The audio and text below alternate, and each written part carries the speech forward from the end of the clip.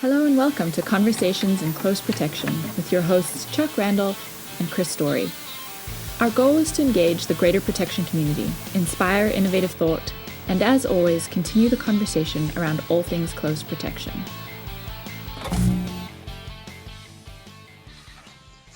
This is Conversations in Close Protection. My name is Chuck Randolph, across the digital divide, the belated Mr. Chris Story. Sir, I think I remember you. Yeah, I think both belated, Doctor. Yeah, Doctor. Yeah. We've just been freaking busy. Like what do we push out? Sean Ryan, and then I went on like a flurry of recordings solo. Then I was like, holy crap, dude, we need to record. Like it's been freaking on like Donkey Kong, as you would say. I Kids blinked like to say. and it was May. Dude, I swear to God, it's insane. It's insane. Yeah, I blinked and it was May. And people talk about the post-COVID and all that. I mean, we're there. I mean, there's a lot of other things we could talk about with that in terms of like, the economic environment and unforeseen effects from COVID and, blah, blah, blah. But in terms of travel, and here we go. I mean, boom. I woke up the other day and you had sent me a text and said, man, we need to record. And I was like, we just did. And then I looked and thought, okay, we got to get on it. Yeah. What's been going on? Well, where are you now? Are you in California or? Yeah, just got home late last night. Yeah, I just got back Wednesday night. On the road again, and then I'm out Monday morning. So good times for the week. I'm sticking around till Tuesday, and then I'm out, and then I'm back on the weekend, and then I'm out again. So, hey, you know what? I feel fortunate. I'm glad that we have the ability to get out and meet people and do the job and everything. So it's good. It's really good. Have you seen it? Like you've been out and you've been doing some ops and been around. Are you noticing anything? What are you seeing? That's interesting. So what I've noticed a lot has been a lot of homeless. Yeah. And I think which is interesting, right? I mean, so we hear this thing that crime is lower than we think it is, and all of these things aren't as they seem. But as we look at severity, as we look, well, number one, just point to point, like it's not like I'm rolling through slums, right? DC, high-end Virginia areas, Midwest, a lot of homeless, shockingly, a shocking amount. And then the next piece is just the crime that we're seeing in and around, and what the effects of the defund the police, I think, are pretty visible. Whether on social media or in other places in spaces, just what we're hearing in and around what we're doing, or in and around the areas that we are. I saw that. How about yourself?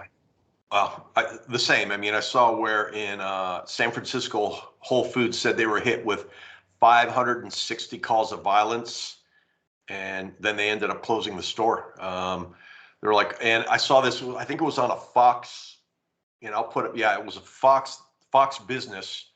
They said workers at San Francisco Whole Foods market were routinely threatened with weapons before the crime-plagued store announced it was shuttering after a little more than 1 year in business. Records of 568 emergency calls to the market street over 13 months.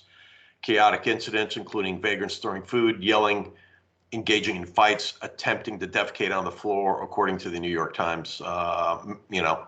Like here's one example, quote, male with a machete is back, end quote, according to a 911 call. Quote, another security guard was just assaulted, end quote. And you see, they're not the only ones. I believe I also saw something where I think Walgreens also came out and said, hey, dangerous to do business with. It's not worth it. The juice isn't worth the squeeze anymore. Right. Yeah, I saw something similar. It wasn't crime related, or maybe it was crime related, right? And they just didn't put it in there, or crime had an impact. But I think there was a couple places in Chicago where Walmart was closing stores as well. And they were saying, and, politicians were upset saying, hey, people in these communities shouldn't have to go elsewhere to get their groceries and whatnot. But at the end of the day, if the place isn't profitable, that's what was quoted, right? But if it's not profitable, then it's, we're a capitalist nation, not a socialist, right? Nobody's in business just to feed people. That's called a nonprofit. Well, so it's interesting. MoneyWise put out something earlier today as we're recording this, saying that rampant criminal activity, Nordstrom just shut down both of its San Francisco stores, follows big retailers like Whole Foods, Office Depot, who've also fled the city. Regardless of where you are on the political spectrum, like you said, this is bad for business. This is bad for business. No pun intended. Yeah.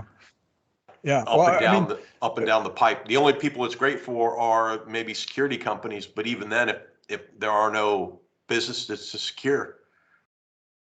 Well, yeah. I mean, there's really nothing, right? And then, so if you look at San Francisco, it's almost like Escape from New York, right? I mean, it's it's freaking crazy. It makes Oakland look attractive. No pun intended. Yes, right. I mean, and I think that's why it gets all the news, because it's partially the center of tech. Oakland has been a war zone for quite some time, but they seem to be getting a handle on it. Or it's just not being reported on because it's just the norm. Now I think Chris, if we were Chris and Chuck or CiCP Commercial Real Estate Incorporated, I think I'd be a little frightened right now. You have places like San Francisco where what's the percentage of occupation in the building, and now people walking away. Like, I'm going to have massive amounts of space that I can't fill. Therefore, am I going to default on a loan? What's the second, third, fourth orders of effect, like you said, on local, state, and then national economy over stuff like this? Right. I mean, the value of living in a neighborhood like that is that you can go walk to do all of those things, right? I mean, well, you almost have to, because there's no parking. There's, that's a lifestyle choice. So if you can't go, walk a couple blocks down the street to go shopping, then you're almost forced. You've got to change your lifestyle. You're going to be forced to move, right? And the further that goes out, the further that there's a ripple effect of that. Well, yeah, we push people back out into the suburbs, and then maybe they have to have more cars or public transportation. But yeah, you're right. I mean, I don't think the Escape from New York. I get it. I get that image, and I think you're right. I mean, and we're all Snake Plissken, I guess. I guess. But also, like, if you're, a lot of this text, these, take Seattle or San Francisco, there's a lot of tech downtown in both places, so you have EP folks who traditionally, hey, we have an EP or like a building level EP concierge or, executive response teams and stuff. And it really shines a light on those teams too, to say like, hey, now, I'm going to have to escort my executive just to go down and pick up their Uber or their taxi, or, just to the car that's going to drive them home, because, we don't know, machete wielding man outside trying to take a dump on the sidewalk, may not be targeted to your executive, but they just may look at them and say, oh, rich person. Now that's the one thing we know in threat management, those are unknowns that are unpredictable. Right. I mean, again, the general threat versus the specific threat. The specific threat is usually can be a little bit more manageable than the general one, right? But so your principal's like, what are you doing? Well, that guy. But also, I mean, the guy with the machete is back. Like. Oh well, yeah. Also, gosh. but I mean, we tend. At times, I would say in the close protection space, we tend to look at the more grandiose, like, hey, we're going to Nairobi, or we're going overseas, or we're going to Beijing. But I mean, and we've talked about this last year. We could rewind last year on the podcast several times. I remember when we talked about the specific, like the localized threat that we now have to pay attention to. You can't forget that, hey, we're going to go to Nairobi. Things are different, post-COVID, blah, blah, blah. But now we have to also track we have to make sure we're maintaining, some type of risk monitoring overwatch on the block around the building because of the machete wielding man. Maybe it's from Florida. Right. I'm kidding. Florida man. Yeah, fair enough. Well, well, this is almost like it's designed this way, but at the end of the day, with the defund the police movement, right? That was one thing, and then people were saying, well, I think we heard people talking about like, well, we need to be able to protect ourselves, and if the defund the police movement is going to impact the police response times. I mean, look, I know where you live, right? Or just in the major city that you live close to. It's put out on the website, hey, we're not going to respond to something that's not violent, right? Yeah. I mean, there was, I think, another place in Texas where it was like 5 calls. That we reported on something recently that was a fire commissioner in San Francisco had called 5 times to 911 and the homeless. Was that the one with his mom and he went out there to peeps. take care of business? Yeah. Yep, that was the guy. So again, and they're just and law enforcement isn't responding because they can't or it's against their policy. And so, who fills the gap there, right? And I guess a timeliness on LinkedIn. I think you threw out a post on that. So it was a Time magazine article, and I'm going to quote from this. There's a 3 article series called Insecure, and it's about private security. The author is Alana Samuels, and it's very interesting. If you haven't read it, we're gonna, you can find it. I posted it on LinkedIn. We'll have it in our show notes. But you said something about the number of policing, and the first article, Chris, is about private security guards are replacing police across America. Let me pull a data point from this. Blah blah blah blah blah. In Philadelphia alone, police staffing levels dropped nearly 10% from the end of 2019 to the end of 2022. A recent government audit found nationally the number of sworn officers dropped 7% between 2019 and 2021, according to FBI data. Now, just because the number of sworn officers has gone down, that doesn't necessarily mean the threats have gone down. It doesn't necessarily mean that the need for security has gone down. In fact, I might argue, and I have no data, so before you come back at us, like maybe that increases threats because, threat elements look at that and go, cool, no one's going to police me. Well, I don't know. It seemed like some people would consider it opportunity. I feel good with that. Right? Like if my chance for being caught was just increased significantly, because what is it? It's usually I think the standard is depending on the types of crimes, et cetera, but it's usually like 1 to 2 officers per 1,000. Is that about right? If I'm not mistaken, for population. So if you've got a population of 50,000, you might have 100 officers, right? Or that's probably pretty standard, and maybe a little bit depending on where you live. If you're like in Mayberry, or a little bit more if you're in a larger area.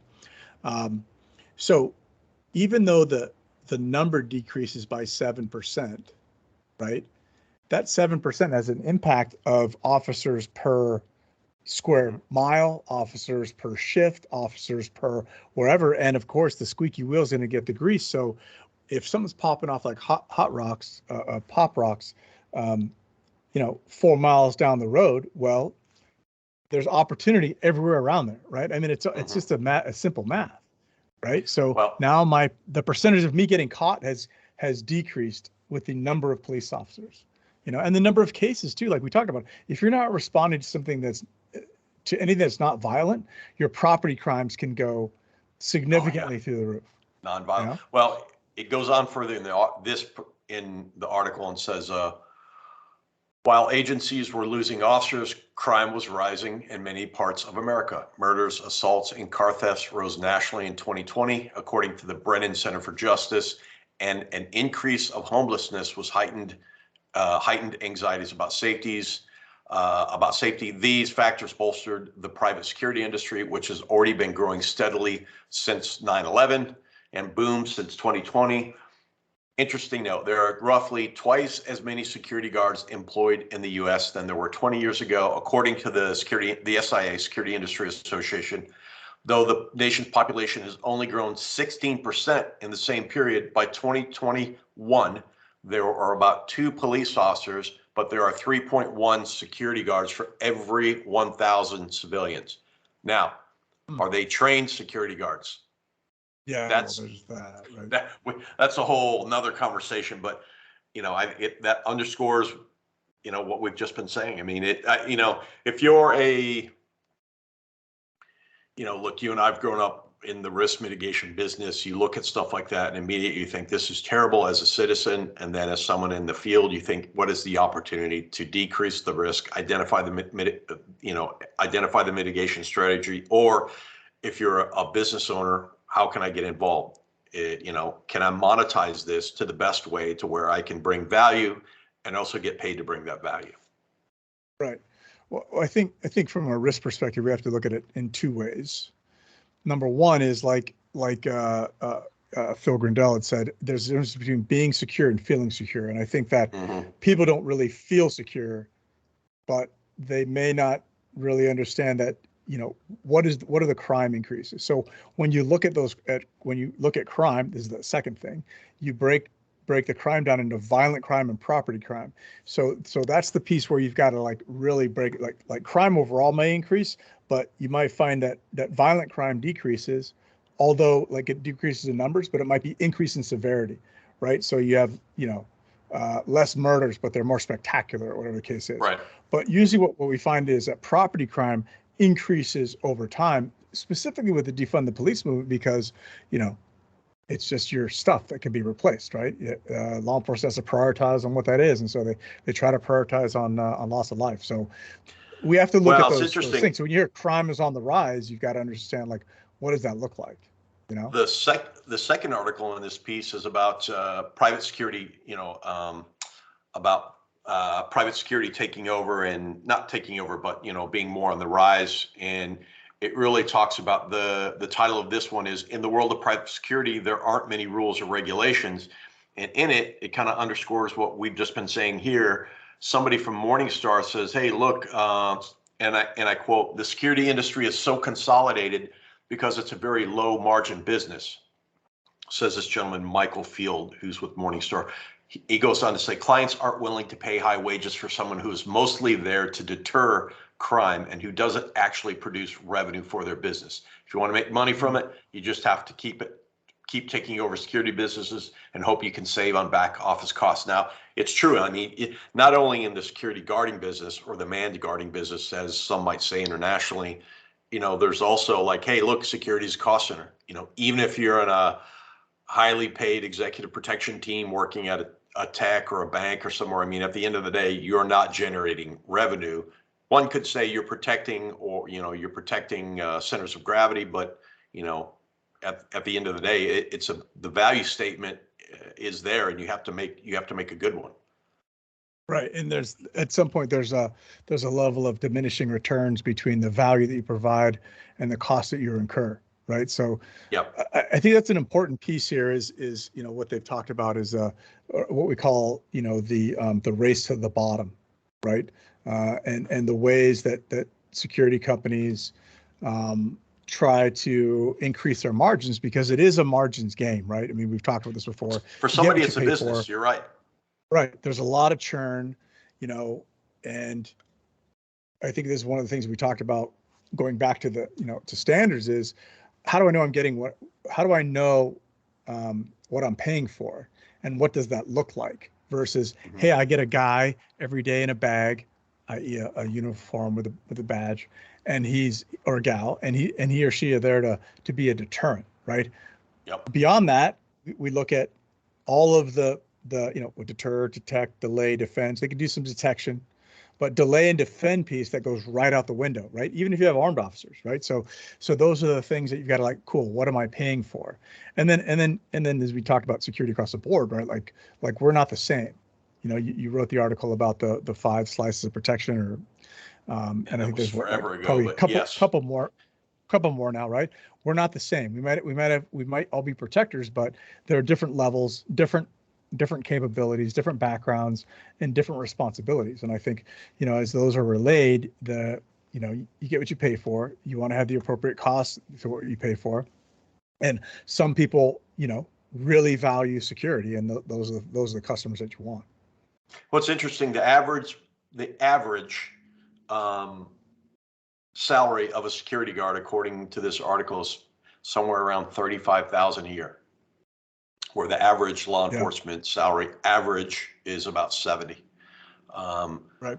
And I think you're right. You get exactly what you pay for. I don't think this is you and me saying like, look, if you're in the manned guarding or the security guard business, that you're unprofessional. That's not what we're saying at all. We're saying like, I think a lot of times we need to unpack, and as much as I hate to use, we need to unpack the industry and say, look, here's all these different areas that we sit in this continuum of protective services, whether you're at the guard level or whether you're at the EP level or whether you're somewhere in between, and understand like what are we doing here? What is required?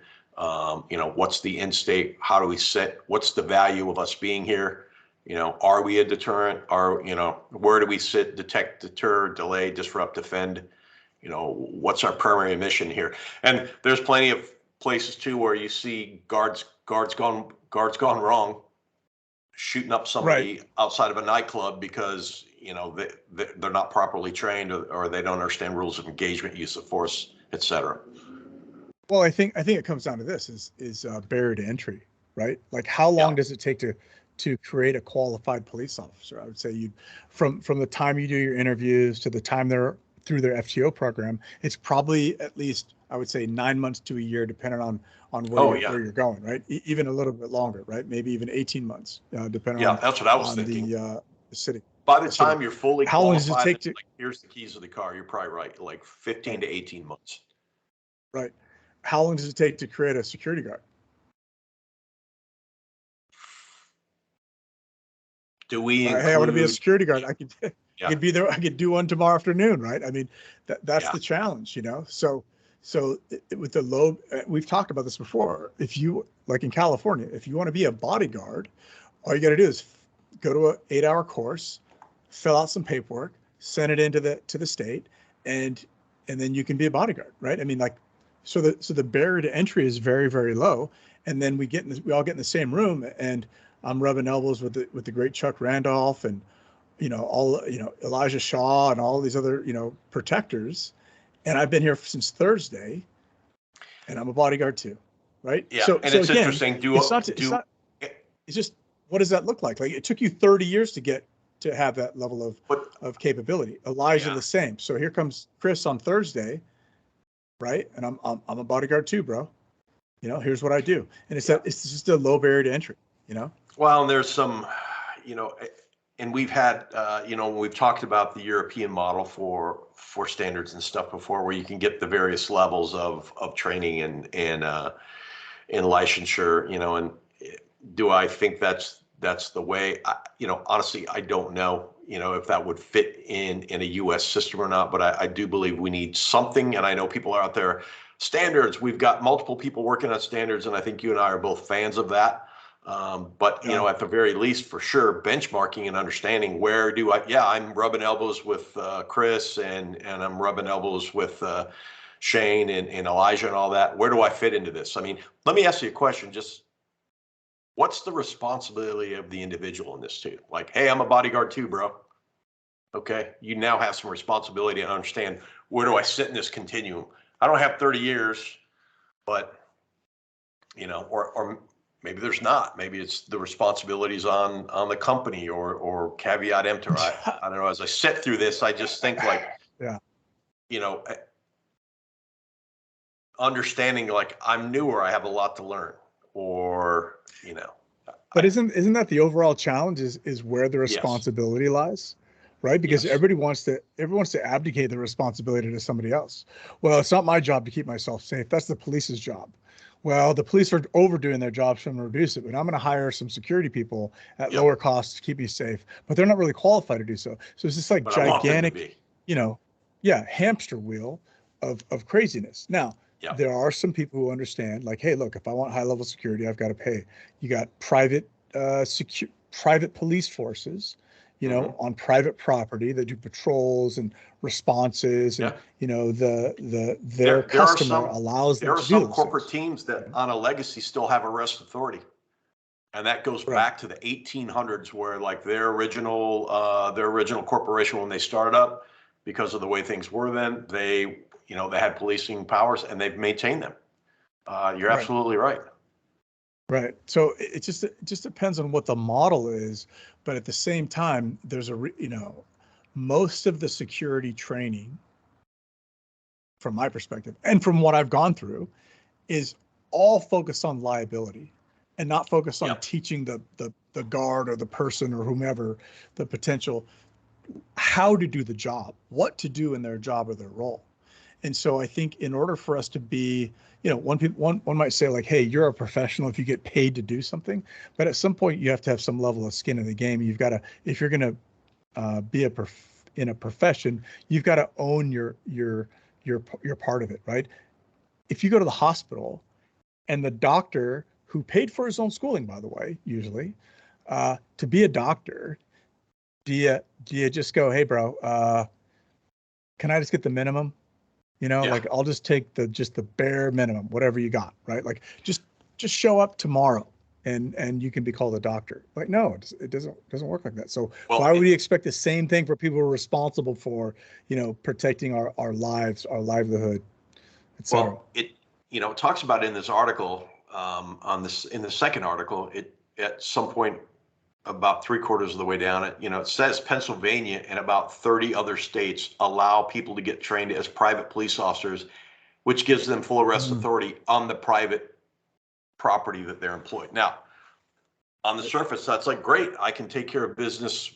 If you're on a big campus and you've got, multiple blocks, that's great. But there also there's a lot of responsibility that comes with that. Hey, if I arrest Chris, in my store or on my property, what does that really mean? What does that really mean? What is use of force? Do they understand? And how does that affect the police when the police actually show up? If I handcuff you because I catch you stealing and you try to run, I mean, can you turn around and sue me? I mean, there's and I think the hard thing is like the threat's not going to go away. The threat could give two shits about all Right. this. It's going to continue to go and grow and look for any cracks that it can find to come in and do what it wants to do. The I agree. emphasis on us I as an think the big industry. thing though is, I think the big thing though is what you just talked about, right? And I think that Pennsylvania is doing it right, and I've seen it successful in other areas, is Mhm. that, when we talk about this a lot, is that public-private partnership where you're doing it in concert, in conjunction with, your local law enforcement agency, and they Mhm. give you your boundaries of where you've got your authority, and that providing support. And it does a couple things in this. It expands the law enforcement footprint. It Mhm. expands capabilities. It provides a feeding system into the law enforcement agency, right? Because most security folks want to be law enforcement, or they transition from law enforcement into security, right? So I think there's a lot of positives out of it, and I think that that's probably got to be the way. Now, does it mean that you assume liability because you're certifying these people? In some way, shape, or form, it does. Mhm. But I think it's probably a good balance, because as you go back to that business piece, it's a business decision. I mean, I can employ twice as many security officers as I can train police officers, and I can do it on Mhm. Thursday or after a week of training, or however long the training is. So I think it makes sense, right? I mean, I think it could be. I think it's a good model to see folks moving forward with. What's interesting, because there's also a component of all this, which is you want people to come in, and it talks about it in the article as well, and we've mentioned it here before. Like, you want people to feel safe. I need Right. people to come to my store because I want them to have a very good experience. Part of that experience is the ability to feel safe shopping, paying attention, browsing, doing whatever. I mean, But if you don't feel safe, I can have 50 security guards, but if people walk in and they don't feel safe, they're not going to come back. Right. Right. So yeah, Well, if I got a week's worth of training, but I don't know what to do with it, I'm standing in the corner on my phone. Right. Well, I think it's interesting that, I don't know who the person was, but the thing that you talked about in the article, excuse me, is that somebody hired this guy to take his kids to the movies. Oh yeah, with a shotgun. With a shotgun to make sure that they're safe. Well played, sir.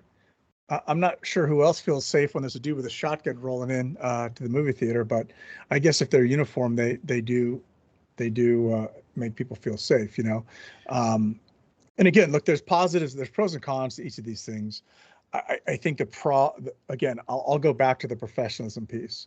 Like, I mean, there's the one guy, the very famous security guy, and I think he's in Florida, where he's got like 63 weapons on him, to include a freaking samurai sword and all this other stuff. Right now, I love that picture. He's been in business for a long time, so clearly he knows what he's doing, right? Yep.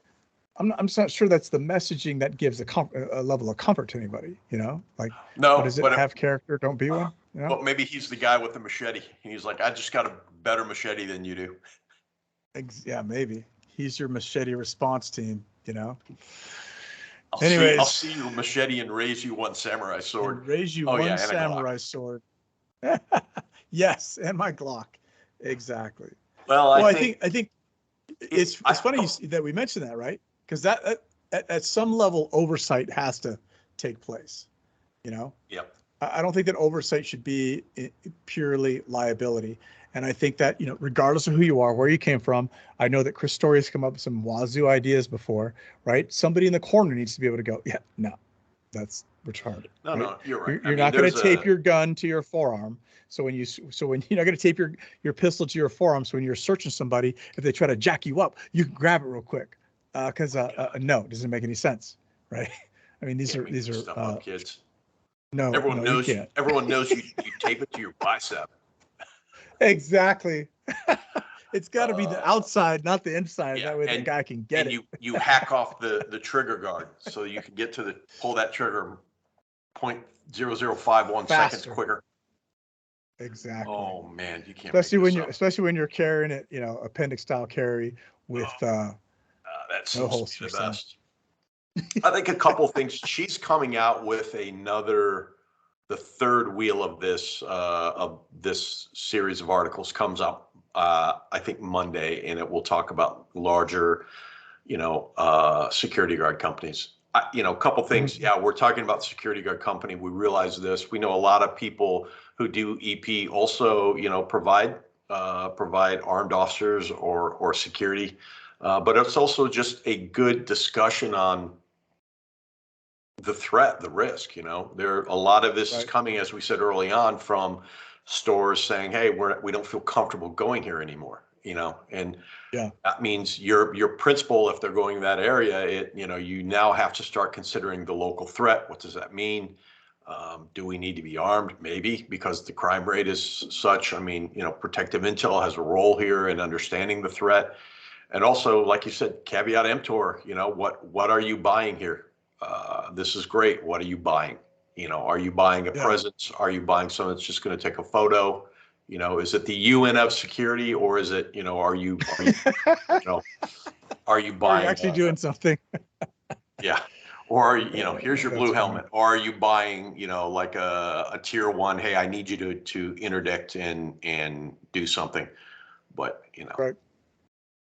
Yeah. And I think, there are some pretty high end security folks out there, specifically in the loss prevention space, the organized crime teams, I mean, look, they're very involved. It just, as a matter of fact, when I was, had just gotten out of the military, so very, very long ago, I worked for a company that had law enforcement had a substation on their property.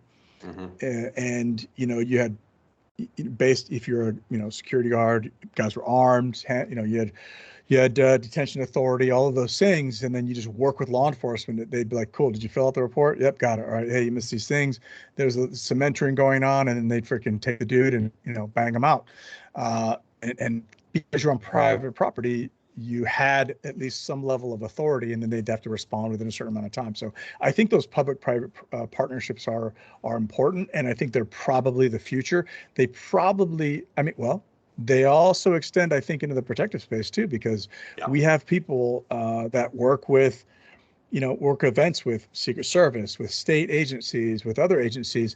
We're not doing anything for them, but we're doing things with them, or they're showing up to our events. So I think it's just a matter of maturing that and evolving that relationship. Yeah, and around them. I mean, the loss prevention space, I'm glad you said we should find somebody who's deep into that and bring them on and have a good conversation, because there's some interesting things that go on in that space. I'm working on some stuff at work with retail security right now, and years and years and years and years and years ago, when I was a PI, I did some work, and we were working on like gypsies, theft rings, and trying to uncover. I mean, it's no joke. It's a great, really fascinating industry. Oh yeah, and some of this will fall on them. So like the LPR, right? Loss prevention, like whatever, right? You're shoplifters? No. I mean, like organized retail crime, thefts of, large quantities. It's like some of these, from anywhere for some of these like mob, smash and grabs to like large thefts, roving gangs. I mean, we did something gangs, that involved like a gypsy. It was like a cartel of gypsies, and they were going from place to place to place. Really hard to track, really intricate. That's before we had protective intel software or anything like that. So everything was done on bulletin boards and whiteboards and strings and old school. I mean, it's fascinating space, really fascinating space. But yeah, and I think you're right too. I mean, look, post Katrina, remember during Katrina, some of the boroughs and the counties and such in New Orleans, they deputized private security because they were being overran by law enforcement. I remember back then people were like aghast about the whole thing, but you had to do, obviously, in times of crisis and emergency, special arrangements will be made, right? And then it kind of goes back to normal. Okay, we got it. I think the interesting thing is that you had talked about is, from a weapons standpoint, the only thing that's like really regulated in the industry is a pistol or being armed, right? Beyond that, there's no like actual like, I mean, it must vary state to state, but what you can bring, right? Like the guy with the shotgun, for example, right? Like it's pretty interesting. So again, I think it will go back to that liability standpoint. Is like, great, how do you qualify with this? What does it look like? Can you operate it? Check the box. Here's your level of training to execute, and then you go forth and do great things. But as professionals, I think we owe it to ourselves, our clients, and our profession to have a better level of training than just that liability check the box piece. Yeah, and I appreciate these 2 or 3 articles as they all come out, if nothing more than the ability to start and have a conversation around these, not just about standards, but about the industry. I mean, I believe we're at some inflection points in the industry to where things will be changing because they have to, because they'll be forced to by the environment. And I think I'm glad that these, I'm glad she's done these so that we can use them as a vehicle and a springboard to have bigger conversations. Right. Yeah, I think that's important. And I think you're right. I think it's going to start being a thing, Yeah. Something else I saw, I mean, and as always, there's a ton of stuff to report on. Something else I saw that just came across, I get the early bird. I don't know. You remember the early bird from the military? Yeah, it used to be, it used to come on the fax machine, and then early emails, it would be in the email. Now they have a podcast. It's almost as good as ours. But I get the early bird, and from it, I pulled this article talking about AI. Specifically, I think, let me pull this up here, Chris. It was the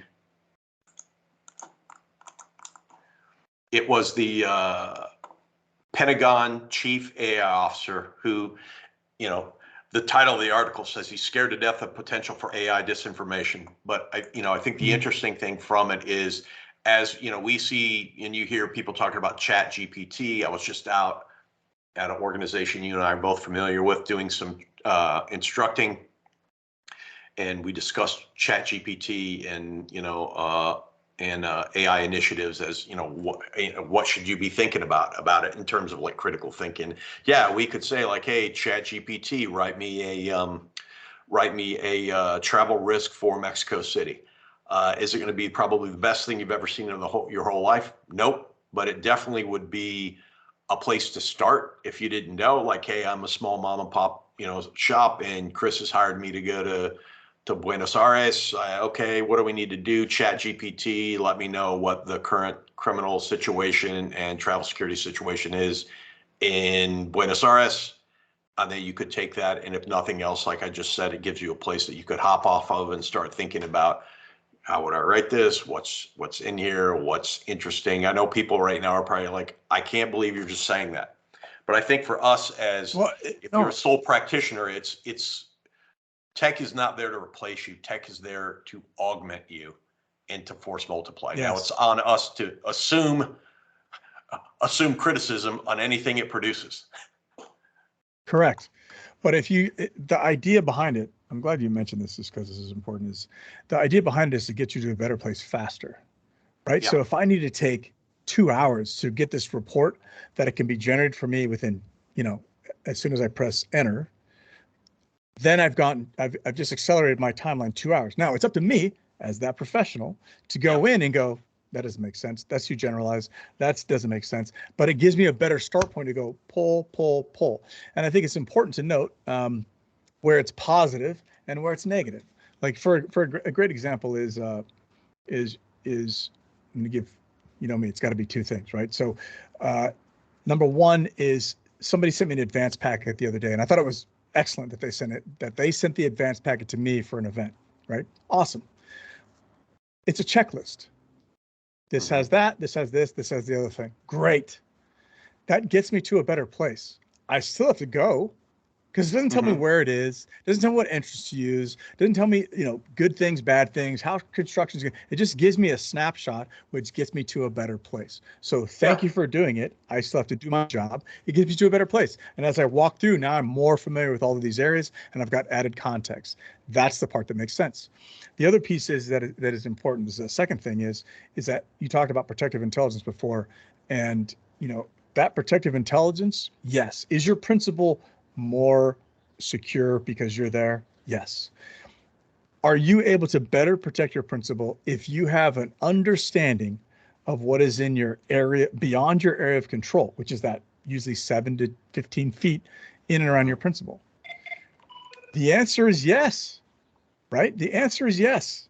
So why would you be like, I don't want to use protective intelligence because that diminishes my role? No, dude, dudettes, it enhances it significantly. It allows you to project your influence and understanding of the threats in and around, the risk in and around your principal to beyond that area of control. And I think that becomes extremely important. That's why we want to be able to use all the tools out there to support that, to include AI. Yeah, and look, we're not saying, hey, AI is the future of close protection. No, quite the opposite. I think about the Marine Corps, the toolkit. What's in your kit? What's in your toolkit? What can you use? How can we use this? Of course, look, we could have an entire show about all the things we need to think about. And this particular article, by the way, is talking about the use of disinformation, which me, as a former information operations professional, yeah, I'm scared shitless about that, of people who don't quite understand the power of things like, hey, this, we just created a deep fake, and now we're going to do some additional generative AI stuff around it. It puts out, and everyone thinks Chris is saying, vote red, vote blue, vote, yellow, who cares? But now I also think about this, like we were talking here, like it is, if it gets me 40% down the road, and then, if you think about it this way, a guy that I work with, Eric Boger, says, look, you got to think about it like an intern. If you have an intern, are you going to take your intern's report and immediately go up to the boss and say, here it is? No, you're going to read it. There you go. You're going to utilize it. You're going to let them know what's right, what's wrong, and then you're going to pass it up once, but it's a start. And I think for me, I think about, we were just talking to somebody the other day at a high net worth family, sole practitioner. They often don't get to do an advance. And if they do, it's a 5-minute advance. So I think to myself, like, what a great way to say, hey, I'm going to Toledo. Insert your generative AI, here. Tell me about the crime rate in Toledo. Tell me if there are, ask the questions and it will generate, and then you can drop it into a document. It gives you somewhere to start working on, forewarned is forearmed in any kind of way, I guess. Yeah. Yeah. I agree wholeheartedly. And then I think the opposite is true as well, right? Is that if the scut work, right, that AI is going to handle for you, if you feel like that's taking your role, the opposite is true as well, is that it's creating a bunch of things like you're talking about, the disinformation piece. So it's creating a bunch of opportunity to go, well, how do I work through if this is accurate or inaccurate information? Is it disinformation? Because I could have the AI write, hey, write this, and then write the opposite of that. Like, so because you just, you throw it in there and say, hey, write a positive statement about X. Okay, great. Now write that as statement in a negative terms, and then attribute it to Chris Story and then execute, right? So how do I work through that, right? Well, and if according to this article that we'll post, it's kind of, we're loosely talking about, they said if you ask ChatGPT, can I trust you? The answer is a very long no. Right. But again, I think about it as hey, it's a force multiplier. Tell me if there's any upcoming festivals in Toledo next week, because the boss is coming. What do festivals mean? A lot of people. That might mean the airport's going to be packed. That might mean the road systems are going to be screwed up. That might mean there might be a bigger police presence. That might mean there might be a lot of, okay, that helps me. It helps me formulate the threat picture that should allow me to do what I'm getting paid to do, which is think about mitigation and issues to bring to the boss to say, this is why we're doing this, Right. And of course, always trust but verify. Yes. We'd be remiss if we didn't bring up the attack on the Japanese PM, and what a great job the protective team did to bat away that bomb. Well, was it actually a bomb, or did it end up being? Well, I'm just calling it a device, right? Because they didn't know if it was like a smoke bomb or was supposed to explode. I think I'm going to look it up while we're talking here. So I think that there was a great. Well, first off, right? If you look at Japan, it's the epitome of benign on the State Department website, right? Although I think this has raised an eyebrow. The second attack in 8 months on a either current or former prime minister, one of which was successful, right? So they're 0 for, well, what is it, 1 for 2, I guess. So that becomes a significant piece. Understanding if you're going to somebody or meeting with a politician or whatever the case is, what are their politics? What are you bringing to it, et cetera, right? The next piece in that I thought was interesting was the response of the agent. Matter of fact, at least to me, the only agent that responded in the moment. And I thought a couple of things. I thought the fact that, if you slow it down, you're counting 1001, 1002. Homeboy's the only dude that's moving, right? He's the only guy that's like, hey, there's a problem here, I would say, though, again, I have the benefit of hindsight. If I'm put in that situation, then I'm going to use the blanket to cover and smother the device, unless it's freaking massive or whatever the case is. But that is my responsibility, rather than doing the freaking pipe bomb tap dance and then freaking finally, get my feet moving and then, protect the principal. So that was my only point as I watched it one time, was like, hey, dude, just drop with the thing on the device and because if I go to protect the guy, it's the same result, right? Except I just have less cover. So for me, I'm just going to keep the blanket folded, drop on it, and freaking say run. But again, those are just individual choices and how you support it. The dude got a win. It's a big W, and now it's a big piece. It's good to see people are using those small blankets. I think the last time at least I saw one in use was the drone attack in South America. Where they're kind of like, what? They rolled it out. They're like, what is happening? So again, well done. Great move. And interesting that it's a second time in 8 months in Japan. Yeah, which traditionally has a culture that would not be conducive to that, or at least that you would see that publicly. But the young man who threw the bomb was a 24-year-old who, as I recall, and I'm trying to find here, he was pissed because he felt he was unfairly barred from running in national elections. So, clearly, probably maybe some mental illness. I'm not really sure. It was a smoke bomb, but they said it was packed with gunpowder. But yeah, I mean, second time in 8 months. I mean, I got to give that protector some kudos for doing what he did and reacting when I'm sure everything else for everyone. If you watch that video, to me, I look at him like everyone else that was moving, really rapidly, didn't see it. For him, it was like hyper time. And he's like, oh my God. And yeah, he was freaking motoring. Yeah. He's on it. But then I'm going to assume there wasn't a massive detail on the prime minister too, because you had some local fishermen that helped detain the kid. And he was quite surprised, as I recall reading that, I was surprised nobody else was there, but he detained the kid, I think, until security forces or law enforcement could get there and make the arrest, as I recall. Yeah. It's just interesting, as we talk about these different threats where, if you're in a corporate space, your corporate person might be like, why do we need this? You're president, right? This is excess. Yeah, those would be something. They have their own security people. I'm going to be fine, right? I hear that all the time, right? Me too. They have their people that look. Nobody. I hate to tell you this. But you think about they're this not there for you, right? And they're not there for you. They're there to protect their principal, and I'm not saying they would out and out lie, but I'm also saying they probably would nod and smile and do whatever just to make sure that you do what they need you to do, so they can protect their principal. But you're right. Now, hey, look. That guy bats that device away. Cool. We got to go, boss. Right? Because he might bat it in your direction. Stand there and look. If that's happening, my job is to grab you and we're 500 meters, 4 o'clock, go. Yeah. I mean, because he might bat it in your direction, right? Yeah, that's exactly. The first thing I saw when I saw that was like, man, good on him, but holy crap, that would be terrible if you were with your own principal, because they would probably be rubbernecking, just like you see on the side of a road or something. You're grabbing them like, we got to go. Right.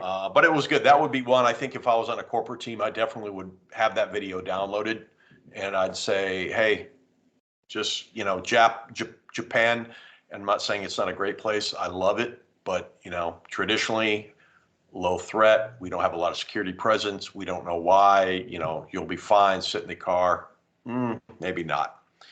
But also it's, hey, hard skills. I mean, we talk about soft skills a lot, but hey, let's not forget hard skills. Bat the thing and move.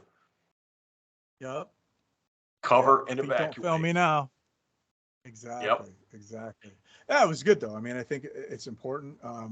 Like we've talked about before, we're seeing a lot of politicians all the way down to local officials, being threatened with death, and people are saying, literally, I was just joking. I didn't really mean it, but it's happening.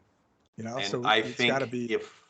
If I was if I had a small business or a medium-sized business, or I was a consultancy right now, I would be looking at the upcoming election saying, who's running? And I would be getting the word out. Like, have you thought about your security? Would you like a consultation on a plan? Not everything has to be Chris or Chuck on the door, but have you thought about a risk plan? Do you have protective intel? Do you have risk monitoring? Is anyone talking to you about about the threats out there, other than, nope, everyone loves me and I'm going to kiss babies and shake hands? Well, maybe not. Right. Well, I mean, like we say, well, or I guess I don't want to put words in your mouth, but it all starts with the risk assessment. So what does that Yeah. look like for you? You know, it's really where it's at. Yeah. Intelligence, intelligence driven, operations led. Hey, speaking of intelligence driven, see what I did there? Rumor is that you're resurrecting, or Overwatch is going to resurrect the Rich Pettinger executive threat watch. True, false? Yes, true. Very cool. Excited to do this. It's not really, we're kind of like shifting it a little bit, but we're going to put the executive threat watch out again. It's going to talk about um, uh, different segments of the space, right? It'll be executives, it'll be political threats, house of worship, schools, businesses, international, and we're going to put that out once a month with Rich. So we're pretty excited to to announce that, I guess. I mean, since you Yeah, it's pretty cool. softballed I it up know for he me, so was thank he was talking about when he retired out of law enforcement, he was talking about, wanting to still do it and just trying to find the right vehicle. And I know there's a couple iterations of the executive threat watch coming out. I'm a fan of bring it all on, because that's just more great information and intelligence for us as practitioners to talk about. But that's pretty cool. And that's great of Rich to lean in on that. We should get him on the show after you guys get it done, and have him come on on Shop Talk with us and chat about stuff. Yeah, absolutely. Absolutely. Yeah, I'm excited about it because I think I think it adds value. Well, I know it adds value because I was a big Oh yeah. follower when Rich was doing it, so, Yeah. and we were big supporters of it. So I think it adds value. I know there's some other folks that are doing it, and it'll be great because they'll give a different perspective. Yeah. I have world according to Overwatch, and they'll have world according to whatever they do. But I think overall, it'll just add value across the board for, No, I think it's great. any of I the think it's segments of great. protectors. Yep. I think Yeah. it's great. I'm excited about that. And, the upcoming Close Protection Journal that Dr. Wheat is the editor in chief for the IPSB. I mean, that, all this stuff is great because it lends itself to all of us having greater, deeper conversations about what the threat is and how we need to think about it and how we need to manage it. So good on you guys for convincing him to come and do it. And what is the date that's going to drop, or is it forthcoming?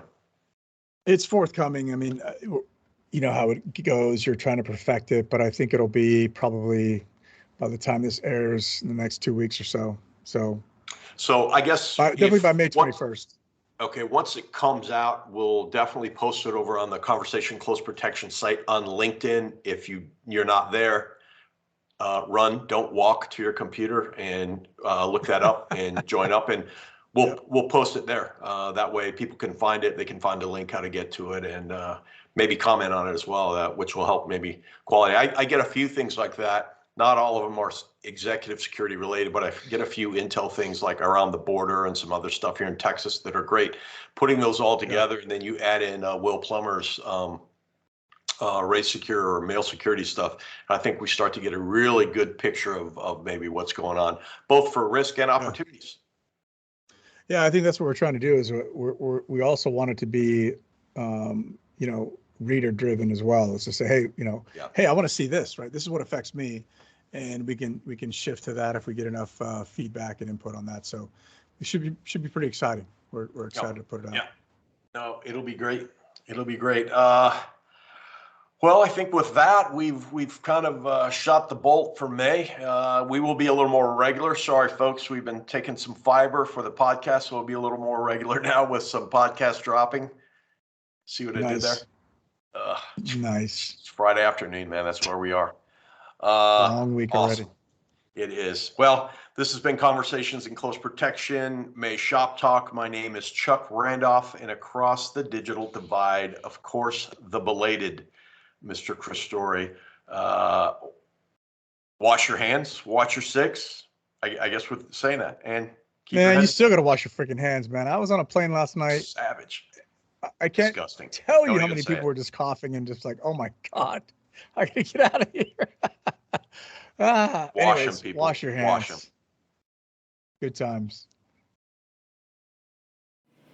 You've been listening to an episode of Conversations in Close Protection.